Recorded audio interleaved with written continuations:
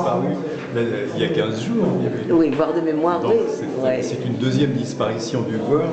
Mais Wöhlmann était lettriste, comme tu sais, et le péché d'origine des lettristes, c'est d'avoir accusé Schwitters. Ce que lui n'a jamais fait, et évidemment il a payé son hommage à Schwitters au moment de l'expo de Pompidou, qui était en fait juste après l'expo hors limite à laquelle j'avais participé, dans laquelle on avait montré l'anticoncept. En fait, l'histoire de la filiation est partie de là, de la présentation de l'anticoncept. Il y avait effectivement quelques mois après le Schwitters, et donc ce projet qui est né dans la tête de Wöhlmann de faire une exposition sans tableau.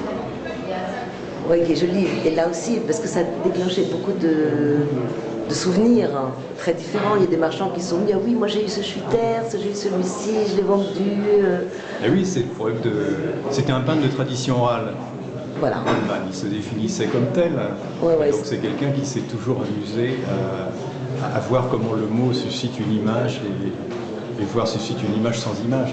Ouais. Et même après voir de mémoire, on continue effectivement à y penser et à en parler, parce que c'est le récit d'une œuvre d'art.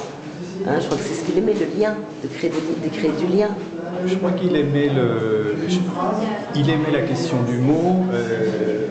Dans l'anticoncept, dès 51, il s'attache justement à aller plus loin que l'avait fait Isou avec le traité de Bab et d'éternité, c'est-à-dire qu'il supprime l'image et il faut que je parle plus fort. Un petit peu plus fort.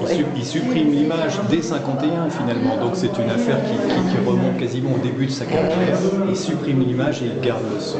Ouais. Et c'est le son finalement qui est encore une fois le générateur d'une image. Oui. Merci.